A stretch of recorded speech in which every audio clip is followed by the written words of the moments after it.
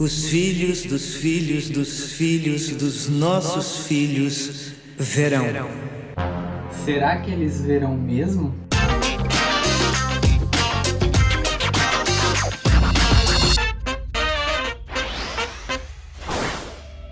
E aí, people, tudo bom? Meu nome é Igor Alonso e estamos aqui para falar de um assunto que agitou bastante as redes sociais nos últimos meses, que é o remake de Pantanal, novela que terminou agora, nesta sexta-feira.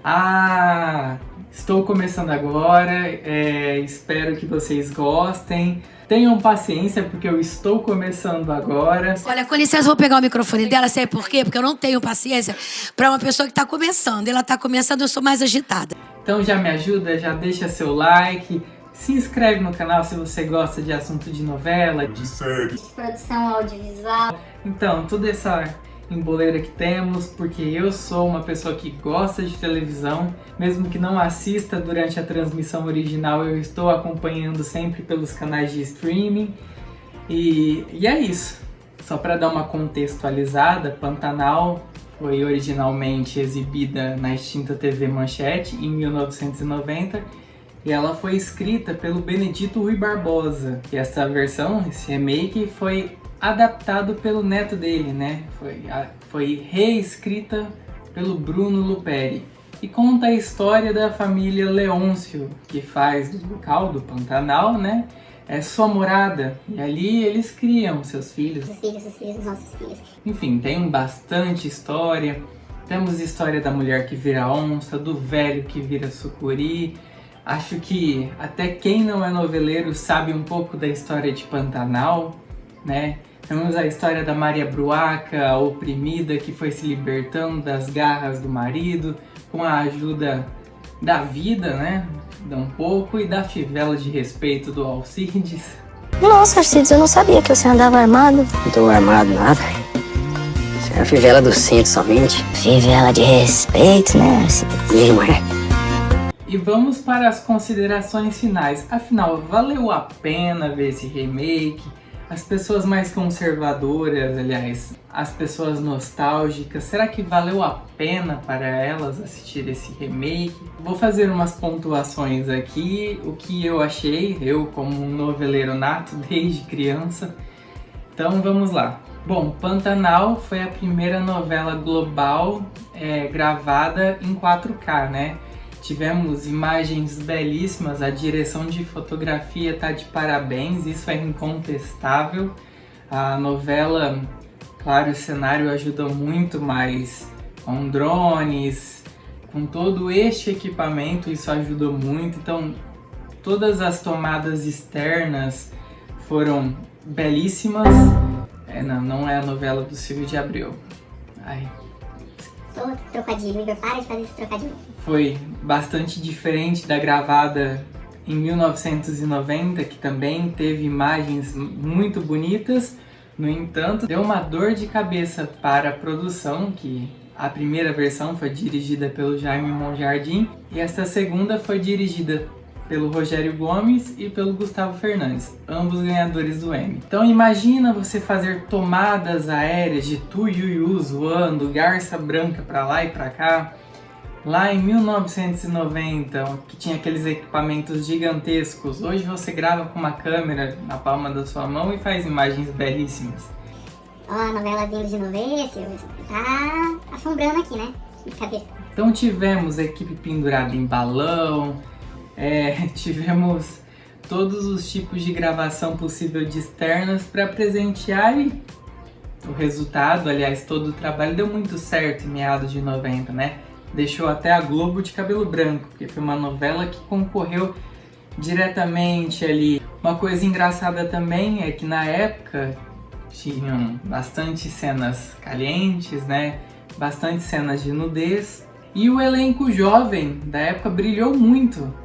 Claro que tivemos a Jussara Freire, que fez a primeira Filó, que ganhou os prêmios da época, mas todo mundo, quando se falava Pantanal, lembrava da Cristiana Oliveira, que foi a Juma.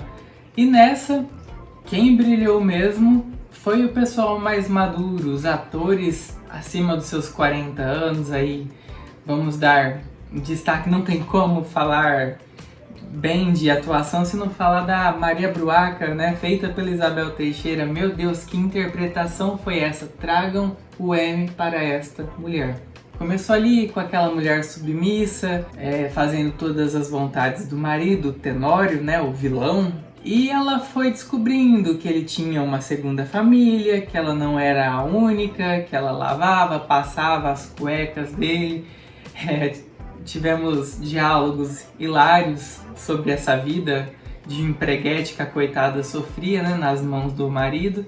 E ela foi se desprendendo dessas amarras desse casamento e a gente acompanhou de forma magnífica essa evolução toda, né? Mérito também da interpretação do Murilo Benício, afinal, como odiar o Murilo Benício? Dona Globo, se a gente não dá conta nem de odiar ele em A Favorita, que ele faz maldades explícitas, imagina em um personagem que o pano de fundo o fez vilão.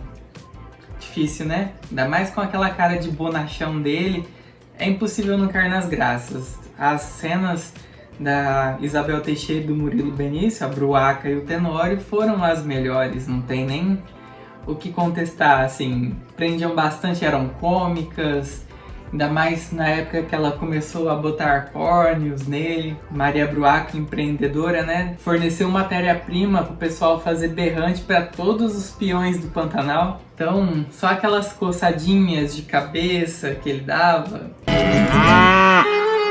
falando, aqui tem coisa errada, né?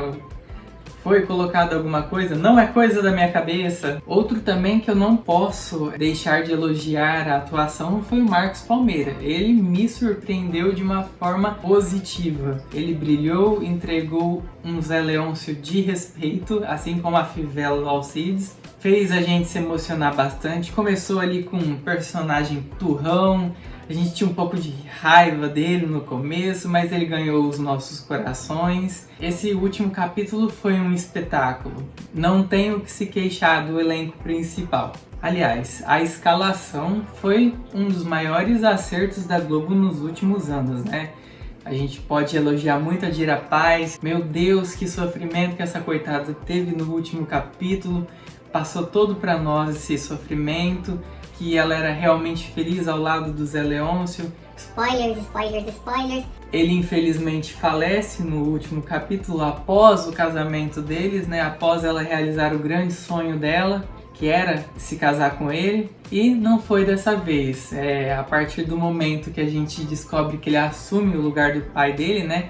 Do Velho do Rio, interpretado pelo Osmar Prado. Aliás, Osmar Prado também precisa estar na categoria Melhores do Ano.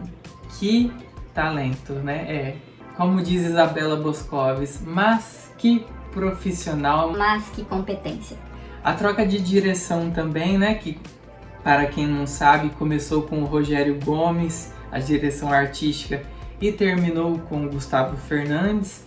Eu vi no produto final algo muito profissional, algo que não afetou a novela em si, porque quando há essas trocas de diretores, a novela costuma perder um pouco da sua identidade, mas eu vi que o Gustavo Fernandes respeitou a forma que foi editada a novela. Os sons que conforme voltavam do intervalo, iam para o intervalo, ele manteve. Isso é uma característica do Rogério Gomes, né? Nosso eterno papinha, que fez A Força do Querer, Além do Tempo. Quem não se lembra da novela terminando com aqueles diálogos? Tivemos também em Pantanal algumas cenas com esses diálogos. Depois que o Gustavo Fernandes assumiu, não teve, mas ela não perdeu a sua essência. Um destaque também para a Juma da Alanis Gillen. Interpretou uma Juma completamente diferente da original, mas que eu gostei bastante. As tiradas dela, a forma simples dela ver a vida de... Morreu? Pra que a gente precisa falar? Quem vai parir sou eu, então o problema é meu. Então as tiradas que ela dava, o jeito que ela encarava a vida era muito engraçado. Tudo bem que teve um período do quero ir embora que irritou bastante o pessoal. Espero que a Globo dê mais papéis de destaque para a Alanis. Ela merece, né? É uma jovem promissora. Um que eu comecei não gostando, mas ele Me conquistou foi o Jove, o Jesuíta Barbosa. No começo eu achava ele um jovem depressivo, chatinho, não tinha aquelas tiradas ácidas do Marcos Winter, que fez o Jove da primeira versão. Foi um Jove mais contido, um Jove mais reservado. Só que conforme foi andando a novela, ele foi me conquistando, ele foi brilhando ali do jeito dele, e eu gostei bastante. Mas, como nem tudo são flores, só a novela do João Emanuel Carneiro, que estreia no Globoplay. Outro trocadilho muito ruim, né? Tivemos uma barriga imensa na novela. Pantanal realmente foi feita para o noveleiro raiz, para aquele noveleiro que não desiste quando apenas vão ter diálogos entre família, que não vai ter nada de relevante, que não vai ter nenhuma cena épica. Então, após a morte do peão do Levi aí, um Velozes e Furiosos Operação Pantanal, muito bem dirigida, a gente teve uma barriguinha bem grávida de Taubaté, né? Que gestação demorada. Porém, para quem tá cansado dessa vida toda conectada, dessa vida agitada, parece que 24 horas diminuíram, né? Não, parece que o dia não tem mais 24 horas. Pantanal era o momento em que a gente sentava e falava, vou esquecer da vida. E essa gestação, ela deixou o público um pouco menos voraz de devorar a telenovela, né? Então o pessoal começou a assistir pouco, uma vez só, deixava de acompanhar, voltava uma semana depois, via que nada tinha acontecido de relevante. Mas a gente, que é noveleiro nato, a gente continua ali na frente, eu não perdi nenhum capítulo e estou aqui. Aliás, quando eu começo a acompanhar uma novela agora, graças ao Globoplay, é muito difícil eu deixar de assistir a novela por inteira, a não ser que a novela seja muito ruim mesmo. E não faltou novelas ruins nesses últimos anos, né, Dona Globo?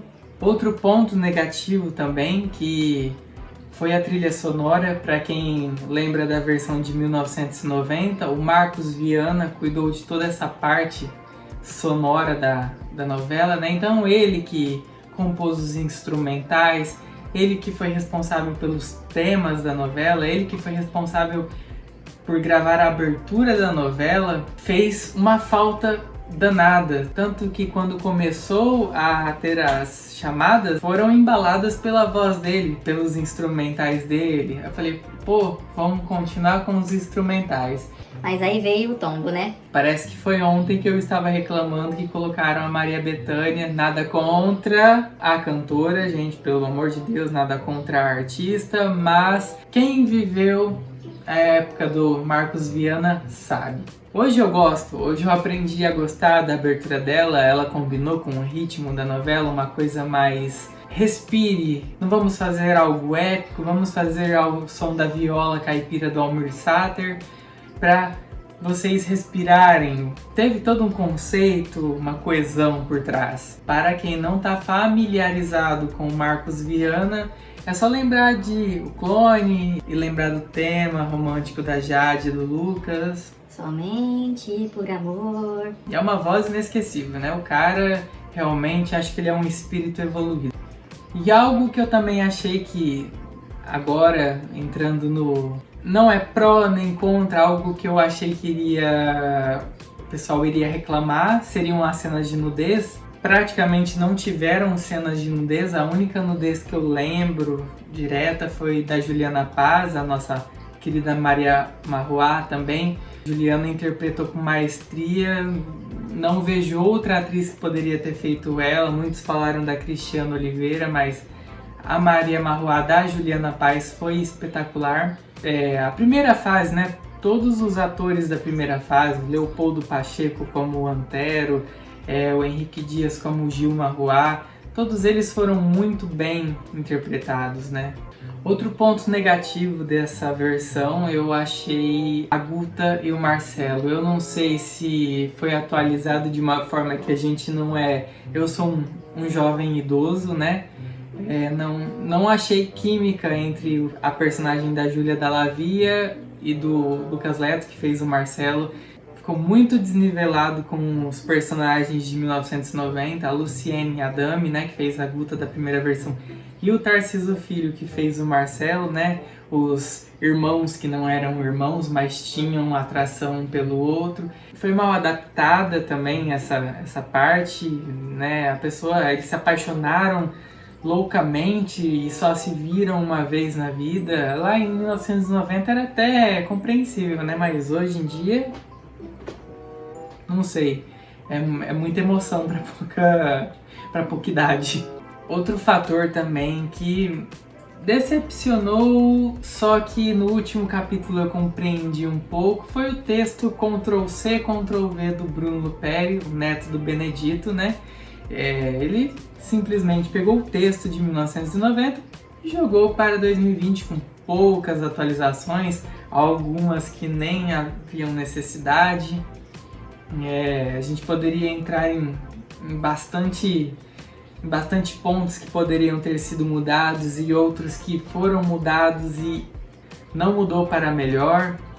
Mas assim, eu compreendi com o último capítulo que o Bruno Luperi, ele tem um carinho muito grande pelo avô. Tudo bem que eles falam que o avô estava supervisionando ele, né? Tem um ciúme, né? Provavelmente em alguma mudança drástica o avô deve ter falado para tudo aí!